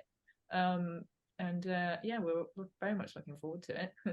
Yeah. That's awesome. And sort of on the subject of touring, one of the things we like to ask bands, you know, you guys have opened up for some pretty massive bands, Catatonia, Sleep Token. I was wondering, could you touch on maybe some of your most memorable tours, or just touring moments in general, like anything that sort of sticks out, that, you know, funny story, a cool story, you know, something that was an awesome experience. Stories. Right, there are two that stick out. Yeah. Perfect. Two that stick out. Which one first, Ireland or the in-ears? Glasgow. Oh, that's Oh, Glasgow. But I yeah, thought you were going to say Glasgow. Yeah. Shit. All right, we've got three. The big We'll three. get through them Yes. quickly, but Yeah. holy shit, man. Let's go in chronological order. All right. Okay, great. Right, Glasgow first then. 2018, I think. We're playing a festival, a prog festival in the UK. And there was just no one's fault. There was just a miscommunication on the gear that was readily available for artists to go, all right, okay, we're using that. So we were under the impression that there was like wireless monitor packs. And because in theory, it makes sense that there's one rack, there are monitor packs, and then adjustments are made in a line check or whatever. So, all right, okay. That wasn't the case. Oh. Now, and especially at the time. At the time, the set was a lot more like, I would say, complex and stuff, and some songs that again haven't been recorded would start in really odd times and then just like stop, and then a click would bring us back in. So it'd be like, so it'd be like entirely based on click tracks. And that we had in a our separate click. We had a separate click for you and for me and Lynn's as well. Yeah, so like you that's could bring true. stuff in. And Yeah, it was so complicated. So many. yeah, unnecessarily so. But I had my own click, and then I don't know whether Jonny had a I think Lynn's and I were on the same. Yeah. right. So there was two separate click tracks and all this other bullshit going on that we didn't need to do. Yeah. And so there was miscommunication with the tech that we got sent was readily available. So we were under the impression that we would be able to use either wired or wireless monitor packs. That wasn't the case. So we get there, and I had a weird gut feeling about an hour before we were going to go on stage. I was like, I'm just going to go down and just double check that they've got the gear that we need. So I go down and I speak to, and I've never done this ever, but I went down and spoke to the guy on who was side stage doing the monitor stuff in between bands, and I was like, I'm just double checking we're on next or whatever, or the band after this next band. I'm just double checking that you have the monitor packs, right? Because we've got our in-ears and stuff and all that. Because obviously at festivals, the changeover is really, really quick. Yeah, and right. like setting up whatever rigs and stuff is nigh on impossible. Yeah, we were told essentially, no, we've not got those. So we were there going like, holy fucking shit, man. Like, what do we actually do? Our entire set, when I say our entire set, the whole fucking thing, whole like 45-minute set was based on click tracks. Yeah. And we were like, we have to have these in our rigs because we can't have them obviously playing out monitors, like wedge monitors, or out front. So we were like, what the fuck do we do? So we had to speak to a band to borrow one of their, I can't remember how he did it, but our front of house engineer, Rory, was literally 10 minutes before we went on stage to play the first song, was backstage with this band that we were borrowing some gear off to make it happen. He had to cut open a wire and it was twisting wires together to make it route somewhere else. So I don't know, he was soldering shit backstage. Like 10 minutes before we went on stage, man. 10 minutes. And the fact that there was somebody there that even knew how to do that shit and like could accomplish that, that's crazy. Rory's an angel. Rory Kavanagh is, if anybody needs a front of house engineer, wherever you are in the world, Rory Kavanagh is your boy, because he was soldering wires for us backstage. That's going above and beyond. Yeah, that's crazy. I remember us loading our gear on stage and like getting stuff in place because the band before us, I think it was Southern Empire, had just finished before us, and like I was getting stuff in place on stage, not knowing exactly how we were going to be doing this, and whether we knew whether like we'd actually got a solution or not. And that was just crazy, man. I was like, I'm setting up for a show that we might not be able to play. Like, and Rory's backstage doing this, and Matt's doing this, and oh my gosh, it was so stressful. It was crazy, man. And it was a great gig. Actually, It was wicked. great. So much fun. So much fun. It was really, really good. And afterwards, it was like, oh my, like The relief. the adrenaline, and then the crash afterwards when we'd done it, and we were like, oh. It was the second most stressful occasion in Birdsong history. We're getting there. We'll get there. That's a crazy great that's the lead. second. That's wild. Yeah. Okay. Yeah. And none of you have had heart attacks yet? Amazingly not. Not yet, but it's coming. It's coming. That's the headliner tomorrow. Glasgow was the other one. Someone. I don't know what the island is. Surely. more Yeah, than but we're that. chronological. Let's do. What I said yesterday on the line. Yeah. Okay. So It's just so we- goofy, man. This is so stupid. Okay. This is less stressful but more stupid. Yeah, let's put the stressful stories. Anyone listening, the stressful, putting stress on ice. That's okay. This one is relatively calm. It's silly and ridiculous, but it's okay. Okay, so we were touring, I think, actually for the first time. Yep. And we were playing our first ever show that we played in Scotland, and the occasions that we have played in Scotland have been exceptional, very, very pleasant, great place. But on this first gig, I don't know how it happened. I don't know how this happened. We left, packed all of our things up. It's so stupid. So stupid. We packed all of our things up to get to the venue. We thought, yes, okay, hotel room, idiot check, everything's fine. We've got it. We're sorted. We're a real band. We're doing a tour. So we get to the venue, and it comes to light. We've got, we have instruments. We've got, and you would think, wow, that's great. That's perfect, actually. But what we didn't have was Matt and Jonny's stage clothes. Oh. Okay, so you're thinking, okay, well, that's It's fine. so You're stupid, thinking that's man. fine. They can just go on in normal clothes. It's not that different, right? Okay, yeah, but we are stupid, right? So we didn't think of that. So we said, I know the solution is to get two of the members of this band to wear their own merchandise matching stage to do Very their bad. own show. Awful. It was like Awful. the stupidest T-shirt as well, because it was like. Oh, if anyone has got this T-shirt, we love you because you're a real one. You're a day one. But it was exploring Birdsong, just white text on a black T-shirt. So it was like we tried to do stage clothes, Oh, and oh man, it was so stupid because it was like we'd gone, all right, yeah, man, all right, yeah, this is the move. like Lynsey was in all black, Yeah. looking sweet, and then me and Jonny were just in these T-shirts, and it just What's a bad? Reminding people what the name of the band was through It's the just set. it's just If you're- shameless self-promotion. That's fine. Yeah. That's Oh, it was If not you're- shameless. Shameful. if your merch is sick, like Malevolence, Yeah. Yes. the band Malevolence, their merch is sick. If I was in that band, I would wear that merch on stage, no matter Absolutely. what. This merch was dog shit. It was our first ever T-shirt that we'd made. It was our Our first ever first- T-shirt, and Oh, it was shit, man. And Like- we were just insistent that we had to wear black on stage because we were like, we're a moody band, and we're not going to wear. I mean, now, that's definitely changed, especially in recent times. But at that time, we were like, the only black clothes that we have are these black T-shirts that say "Exploring Birdsong." So we set, and Lynsey had to apologise for us. I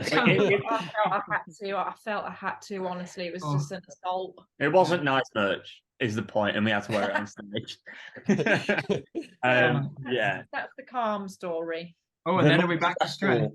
The most stressful time. Johnny, you take this one, brother. Yeah. So that Catatonia tour that you mentioned, which by the way was great. Like, thanks so much to Catatonia for bringing us on that, because it was great, and it was it your guys' first time in Ireland? It was your first time in Ireland, wasn't it, man? Yeah, I'd never been to Ireland before. Yeah, so we had 2 days in Ireland, and it was just amazing. So like the way that we worked out we'd get over was that we get the ferry, and there was difficulties with getting a van because of, you know, height restrictions and costs and this sort of thing. So we decided that we'd go in 2 cars. So I was driving one with Lynsey and Rory, our sound guy, who we mentioned earlier. And then in the other car, we had our photographer, Luke, and then Matt's girlfriend, Paige, and then Matt. And we were... which had all of my drum kit in it.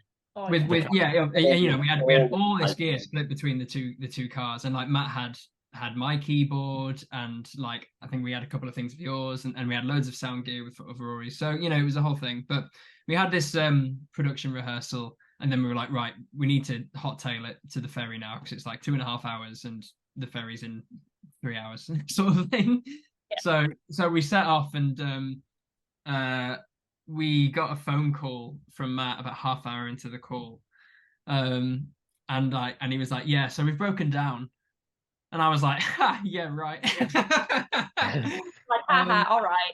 And he wasn't lying. He was telling the truth. The car had just started making weird noises or something. Matt, was that what it was? I started bouncing. Oh. It was like it had been on like Pimp My Ride or something in North Wales. Not ideal. And we suddenly just started going, and then there was like no power to it, and then we had to pull over, and then really, really weirdly, we were at the side of the road somewhere in North Wales because we were getting the ferry from somewhere. From Wales, somewhere. A highway maintenance car pulled behind us, and they ended up escorting us to a service station just up the road. So we ended up parking the car there, and we were figuring out what we were going to do to get to Ireland. And she was like, well, why are you going to Ireland? And we're like, oh, we're doing a couple of rock shows, man. And she was like, oh, what sort of music is it? And I was on the phone at this point trying to organise like a bunch of different stuff. And my girlfriend, Paige, she was speaking to this highway maintenance lady that was helping us, and she was like, oh, that sounds sick. Have you ever heard of a band called Leprous? We were like, what? What? Wow. Okay, say that's crazy. It's like, yeah, there's Leprous. And we're like, what the fuck? Like, what are the chances of that's crazy. Crazy, man. Meanwhile, we're in a conversation about you are about to miss the last ferry. What are we gonna? We can't. Like, we've got to tell them. We've got to tell them. Like, we don't have a show here, boys. And Paige and this lady are having the most amazing bonding experience about like, music. Really all Scandinavian progressive metal. Like, on, and you know, I'm trying to think of how many humans I've met just in regular day life who know who Leprous is. Yeah, right? Yeah. How crazy is that? How crazy is that? Yeah. So we end up. It becomes apparent that these guys in the other car, they're not going to make it. They're not making it. So we make the decision to Jonny, Rory, and I. We said we've got to get this ferry, because if we go, we've at least got something that resembles a show. We can do something, and if they don't get here, like, we don't have to arrive to Catatonia saying, "Oh, by the way, sorry." It was crazy as well that we were saying we'll have a show, but we didn't know what kind of show, because we've done kind of acousticy sets before with like Lynn singing, and like I'll do some key stuff, or Lynn's will do some key stuff. So we were saying, you know, well, we could do that, or we could potentially get drums on track, and we were talking about what songs do we have the drum parts to, and saying like, would that be weird? Because, you know, we talked about the acoustic thing, and we said, well, Catatonia fans might not necessarily like that. And then we realized my keyboard was in Matt's car anyway, and that has all my patches on that I've got for this. Perfect. And it was so stressful. We were like, "This, how are we gonna?" But we thought we'd have to get over, because like it was great of them to offer us the dates. Let's just say we'll get over, and we'll work that part out in the process. Story's making me anxious. You could have just went out and did like 45 minutes of stand-up comedy or something. Like, yeah, exactly. Yeah. Oh my gosh! I mean, you could argue that our set really was that. but yeah. Happy ending. It was. We managed to get it sorted. Luke, our photographer, is an absolute king. and he ended up driving in his car, so they had to drive like 2.5 hours back and get his car to then drive 2.5 hours back to Wales. Yeah. So they got to the hotel like very, very early morning, like before sunrise sort of thing. Went to sleep, got up, we got the ferry, and the shows were wicked. It was the most fun weekend, and Catatonia are amazing. So I mean, Matt was so frazzled by the time he got to where we were all staying. He said, "Oh, I'll make everyone breakfast." We were like, "Why are you doing that? You've just had the most insane." And he ended up putting a load of cinnamon on fried eggs. So just tell us what Cinnamon eggs. What's going on, man? What's going on, brother? Like, okay. The first half hour that Paige, Luke, and Matt arrived in Ireland, like I was like wafting my hand through them to make sure they weren't a vision. I was like, "There's no way you're actually here." Man. And also we had such polar opposite journeys. Like on the ferry that we went on, you know, we said, right, we're going to get this ferry, and we were really stressed and stuff. But then, you know, we got let into the plus lounge when we shouldn't have done. So just Rory was drinking wine and had olives. Oh, I had this image in front. I was sat at the table. Lynsey was eating a piece of cake. Rory was eating some olives, and he had a glass of red wine. And I knew at that moment Matt was at a petrol station in North Wales, and Luke and Paige were driving back to Manchester to get Luke's car. And I was like, we are having we were like, we cannot tell them we're having this really nice experience because it might kill them. Oh man, but I mean that tour was amazing. Like, you know, like we all fell in love with Ireland. The audiences like received us so well, and you know, again, like, you know, we turned up, and because we just done the Diamond Eyes cover, we wore what we wore in the music video and with the promo pictures, which was quite sort of light and, you know, almost like spiritual, angelic kind of look. And in Catatonia, you know, 90% of the audience are wearing all black, you know. So like, a few people saw us and were like, "Oh, who are these guys?" But you know, the feedback we got after the shows was just like amazing. People were just so nice, and it's such a great community, like that whole metal community, and like and it is something about when you go through that stress before a show.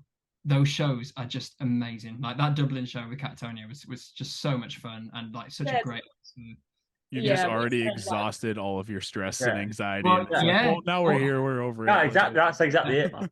Exactly. It was funny. Whatever happened next at that point, we said like, "Oh, just be funny." We've gone through more stress than the festival in 2018. So whatever happens from here is it's fine. And we said that at the time. So and it was so much fun. It was just great. So a happy ending to that story at least. So now you just got to plan disasters before all your shows, and I've loosened the wing nuts on my wheel tomorrow for good call. See how we do. And someone will tell you that listens to Between the Buried and Me or something, and then you heard of the sugar. What? That'll be the next tour is Meshuggah headline with Exploring Birdsong is exactly, but then the go, man. Let's go. Yeah, so outside your headlining tour or headlining show, are there any other tours or shows in the works that you guys have planned or anything like that, or is that sort of all that's booked currently? Yeah, so we've got there are things in the works, and there are things that have been tried to have been planned, but it's not worked out for different touring schedules and stuff. But there will be more shows. We're working on a couple of things for later in the year. But like London is the one that's announced. There will be more stuff that is announced. But we're not totally sure on how things are going to work out at the moment. But yeah, like there have been things that just haven't worked out that would be be wicked. It's just different schedules and stuff. So is there a lot of our listeners are in the US, North America. Is there a chance that we see you guys over here at some point? If we get booked for like Prog Power or something, or that's like where it would be, then get us over. It's just expensive, man. I mean, we would love to, and we have a lot of fans from the US and you know, the whole of North America who are just like, you know, please come over, and like we really appreciate anyone like listening to us. It's just like so nice, and people from all over the world. It's just amazing and pretty mind-boggling. So yeah, it's we definitely do want to make it over there at some point, and obviously it would be great to be able to say that we are doing. But I mean, the confirmed thing that we can do is that we are working on new music. We will be having stuff coming out. We've mentioned a fair bit about that already, and it's nice that we're in this period where it's like there's a lot of creative stuff able to go on. But yeah, there should be shows alongside that as well. Pester some US prog festivals to pay for our flights, and then we'll be there. I wish we had more of them, to be honest. Like Prog Power seems to be an anomaly where you guys, like Europe and the UK, seem to have just a boatload of them with I know. I'm so crazy jealous lineups. of all the Like we get a lot of like metal festivals, but it's a lot of your just sort of like, dad rock meets metal kind of bands where it's like, you'll look at a whole lineup of like 60 bands and be like, there's like 4 I'd want to see on that list where I see you like guys are like Radar and and like all that shit over there, and you look at those lineups and you're like, why does this not exist here at all? Like that's crazy. Yeah, we are are jealous. Every So time jealous. I see like the flyers for those tours, I'm always like talk to my wife and be like, so are we moving to the UK or like there's just so much good music over there, and there's just tours all the time and like these awesome festivals, and it's like doesn't happen quite as often here. And when it does, it's like rarely festivals. It's just like a kind of a US you get like tour a cool kind of show, like you'll get like a cool lineup, like the year that like Between the Buried and Me and Leprous and Deer Hunter toured together or whatever, like that was sick. So we get some cool tours, but other than that, I mean, I think even Prog Power isn't usually that stacked of a lineup. Like that's why you got to beg for us to get our flights. We'll start that process as soon as we hang up. Yeah, that's it. If you could pay for our flights, we'll go, man. Crazy kick that probably won't stop. We probably will never stop getting a kick out of the fact that a lot of our music comes from living in a shared house and writing what we admittedly to each other say like, oh, this is stupid, man, like this is so dumb. There are people, good folks like yourselves in the US that want to hear, like it's amazing. I mean, like for one word, it's just wild. We thought like we're recording ideas that we think like, well, this would be funny if we did this. I remember getting the first draft artwork. Yeah. I'm looking at someone. Whereabouts in America are you? We're in Pennsylvania, like Pittsburgh area. Yeah. Right. So you're in Pittsburgh and you just got like a big square version of that artwork behind you. That is wild. Yeah. Wild. Crazy to us. And in the same vein, like it's, speaking from our podcast perspective too, like it's equally as crazy that like we're actually sitting down and talking with you guys, over in the UK. And it's like we started this sort of just as like a passion project of, Matt and I don't have like a whole lot of friends who listen to the same music as us. So it's like, well, let's just jump on a podcast and bullshit to each other. And then like maybe other people will listen and contribute and whatever. And like we never really imagined that, we'd be interviewing people like you or like Jim Gray from Caligula's Horse or Crypto Deer or Aviations or, all these bands that like we listen to pretty regularly. And it's like now we actually get to sit down and, talk to you guys and, sort of even create like quasi friendship type thing, like with similarities and stuff like that. Like it's just friends. We're friends, man. Come on. We're friends. Don't worry about that. But it's just cool because like, it's just cool that this has led to kind of where we're at now. So I couldn't imagine writing a song and having it sort of span the globe either. So like that's the beauty of the music industry. Like the community is just like amazing. Like especially metal and prog, and like it just seems like those communities are just very like so supportive. It's amazing. Yeah, it's such a privilege. It's really, really nice. And speaking of music and the music industry, and we kind of gave you a warning at the beginning, but we're going to throw this out there now. And I hope, hopefully you were thinking about this the entire episode and have a great, answer. I'm getting my phone out just to double check I'm right on a couple of So we've been asking bands that we've been interviewing, especially sort of the last few that we've done, what their album of the year last year was for 2023. We're in February now, so if you don't necessarily have an album of the year of 2023 and would rather just talk about sort of what you've been listening to so far in 2024, that's fine too. We like to discover new music on this podcast, so yeah, whatever, either album of the year 2023 or what you've been listening to the most, or both, whatever you want to do, whatever you want to say. I need the toilet. I'm gonna cop out. I'm gonna cop out straight away, because I really want to talk about nightlife. Yes. Talk about Yes. nightlife. Amazing, Oh, band. Amazing. Freaking love nightlife. So anyone good. listening, if you're like, I don't know what that is, I'm here to say that's okay. Get to know, please. Nightlife. Yes.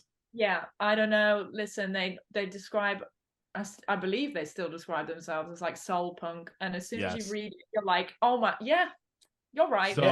So there's a section at the end of the song "The Summoning" by Sleep Token that gets real groovy, and Matt and I listened to that song and listened to that section, like it's this funk groove breakdown type thing that we couldn't find like sort of a replica for anywhere.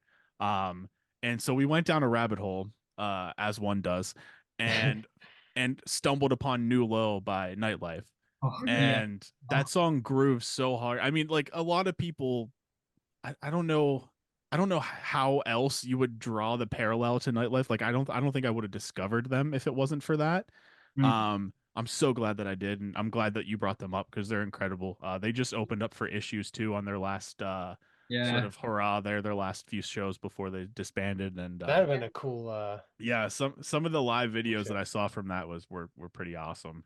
Yeah, they had a like a horn section as well, didn't they, on a couple of shows? Like they did, yeah. From what I remember cool. seeing, yeah, it's just their music is incredible. It's sort of again drawing that parallel between like pop music and prog ish. I mean, they're very much like punk funk. I don't know how else to like funk.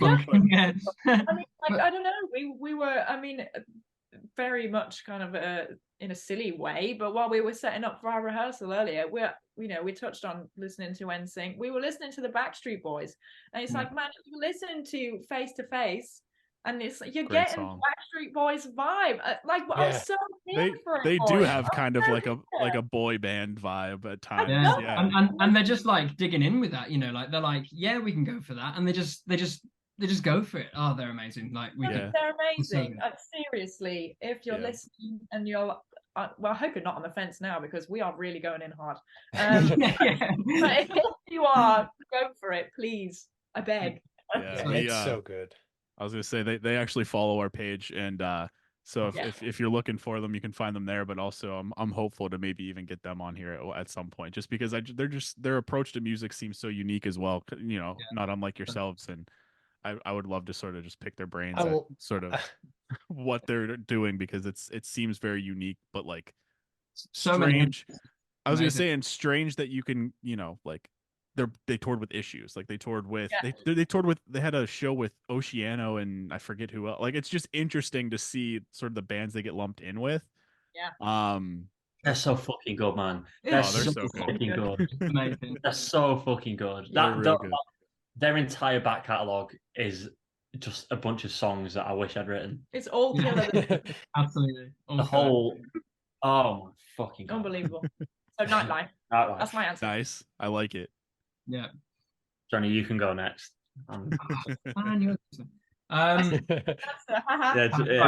You are both held captive and put on the spot. So yeah, I know. This is what they like bring me out to answer questions when I don't want it. I mean, like, there's so much like amazing music out there at the moment that we're like loving. I mean, obviously, like if it's 2024, Charcoal Grace is straight in there. Like the first time I listened to it, I was just like, man, this is just like Charcoal Grace as a track, as a 4-piece, 4-part piece is just like amazing. Like it's so good, and like the writing that they're doing. Like shout out to all of the boys in Killigan's Horse because they are just like smashing it. And again, they're a band. Like we talked about this a little yesterday on that Instagram live we did, but like the first writing session we did away from uni was at my parents' house in like what was it, like 17, 18? I don't know. Graduated in 18, so it must have been 2018. Yeah. And Will's song had just come out from In Contact, and Great like, album, great song. oh man, like that was the first I'd heard of them. And it was just like, oh, like they're just so good. And now like, we talk to them. I Jim's joining our Instagram live. That's where we're at. I've made it, man. I've made it. And I talked to Jim earlier briefly, and he told me to say hi to you guys. Oh, nice. That we're on this because he recommended us, and yeah, he said please say hi from him because they're in Yeah. Texas at the moment, I'm pretty sure. But Yeah. I mean, like they're just so good. So yeah, I mean, if it was 2024, I'd say that. 2023, there were two albums that I listened to more than others, really, and like the one that I always say was the top was a band called The Japanese House. Yes, I actually just started listening to them yesterday. That's crazy. Man, Sick. so good. So we had another band that we interviewed. They're called Empire Springs. They're fantastic. If you're a fan of like the Contortionist or like bands like that, Yeah. honestly, Coheed and Cambria, it's interesting. Definitely check them out. They're really good. But their singer actually posted like on his story on Instagram like a song by Japanese House. And I was like, I don't know what this is, but I'm gonna go check it out. And again, like sort of in that same vein, like Phoebe Bridgers, Boy Genius, Yes. like Yeah. big fan.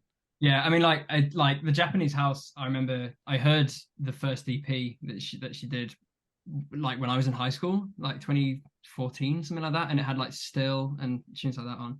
And I was like, oh, I felt like I'd never heard music like it before. And again, it's that thing of like fusing genres. Like she talks about Beach Boys being an influence, but it's produced by like co-produced with people from the 1975, and it's got vocoder stuff and almost in a bit of an Imogen Heap vibe and a bit of a kind of modern R&B kind of thing going with the rhythm section, and yeah, so the album in the end, it always does. I just loved from start to finish. I just think she's amazing, and like she's got the song with Muna, who are another great band, and you talk about Phoebe Bridgers. Like Phoebe Bridgers as a producer, let alone as a musician, is amazing. Like her stuff produced like on her own albums, plus some of the things she's produced for other artists, I think is so like visionary and just like amazing. So yeah, I'd say that. And then the other album from last year is Salt by Half Moon Run.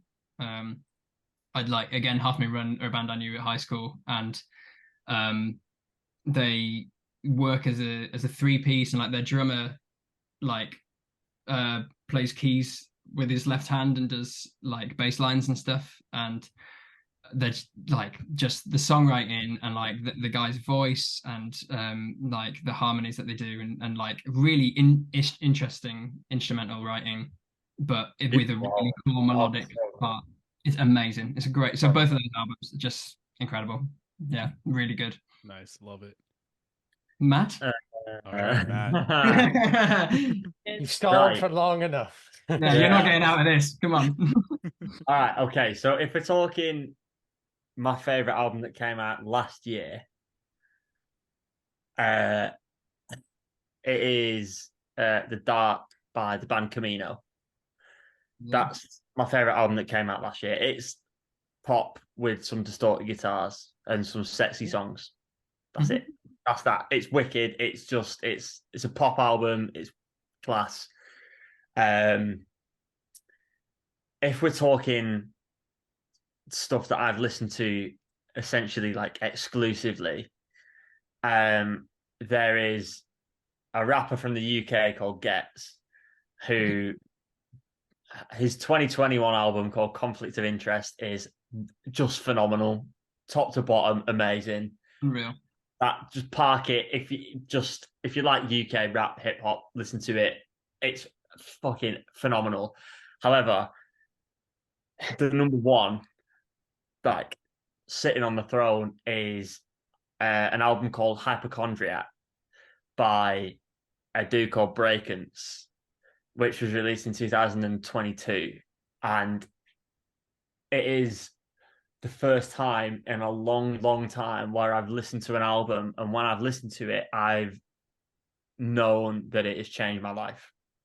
Oh damn! I've listened to it and gone, I would go as far as to say it is my favorite album ever, and I heard it for the first time in like November.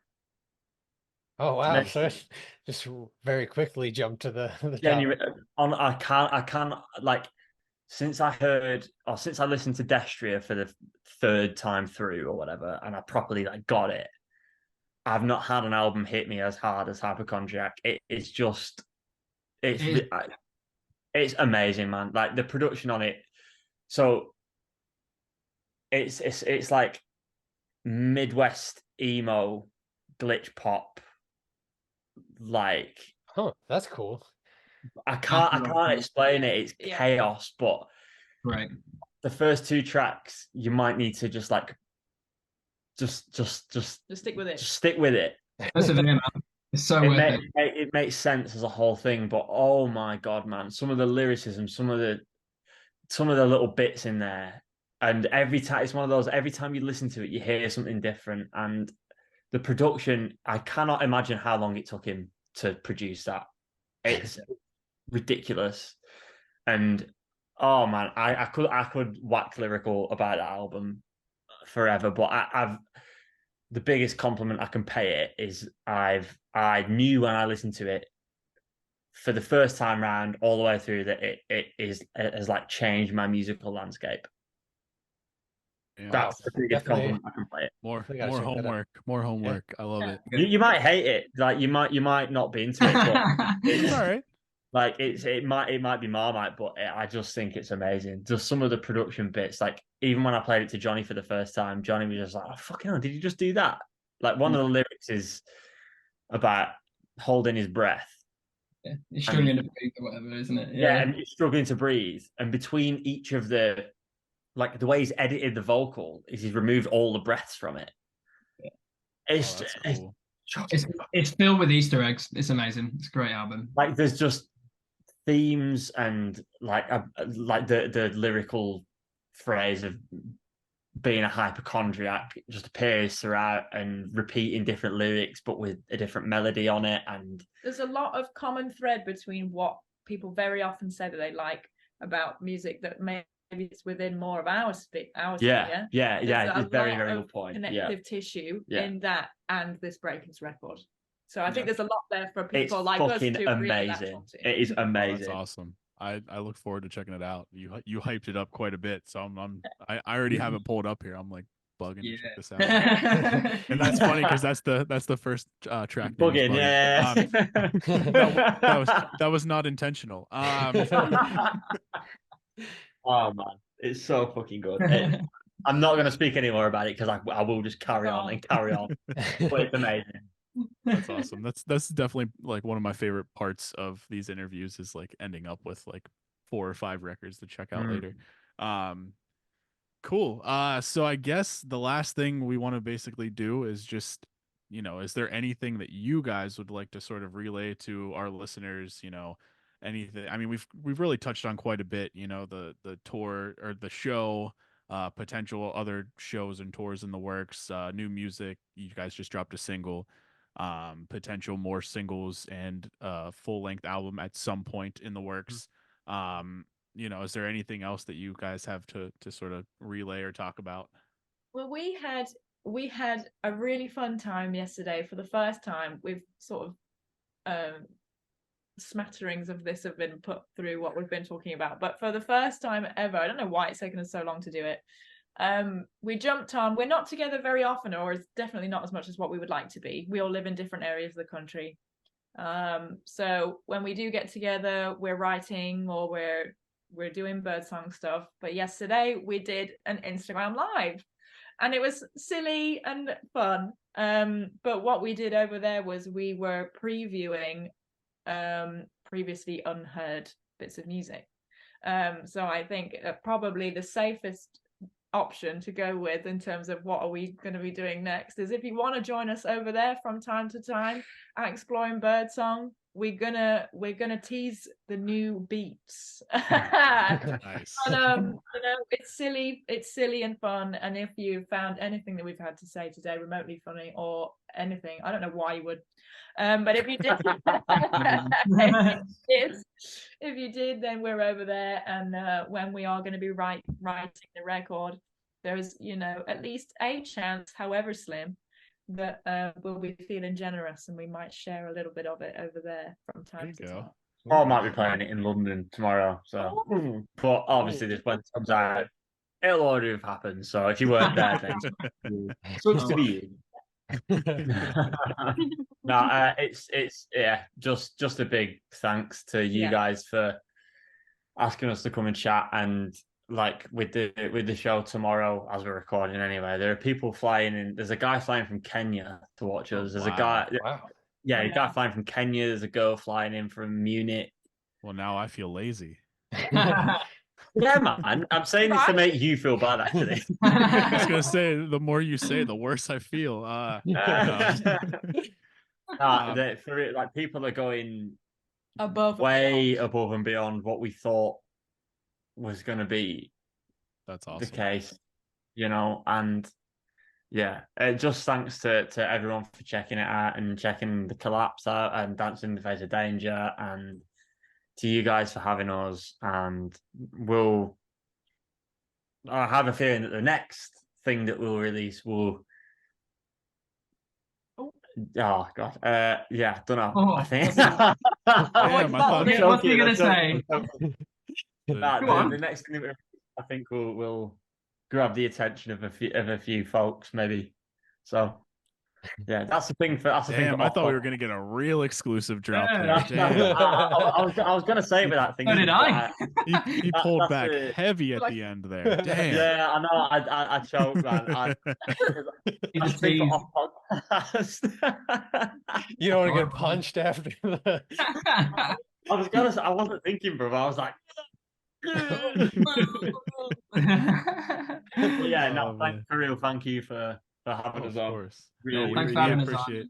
Yeah, it's great. We appreciate you guys jumping on, and especially given the fact that you were literally playing a show tomorrow and just left rehearsals and sat through traffic just to be with us. So I mean, we greatly appreciate you guys taking the time. Not at all. Thank you. And also, we're gonna link all your socials and all that stuff whenever we drop the episode. Make sure anybody who's listening to this, go give them a follow everywhere.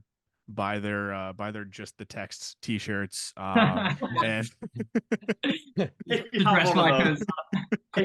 you have one of those, we love it. Please, just let us know. Send a picture of it. Please. Oh man. Oh. You immediately get put into the VIP club if you have one. Yeah, exactly. You become a member of the band if you have one. That's what it was. That's all it takes. If you're wearing that, you will be on stage. Yeah, get on stage. Go on. With whatever instruments are backstage, that is what you play now. And best of luck. If that's good enough for the band. But anyways, yeah. So we'll link everything out. Obviously, as you guys drop new singles and all that stuff, we'll be sharing that stuff out as well.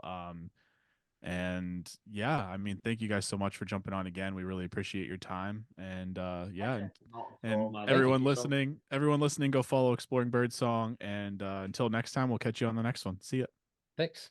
Thank you.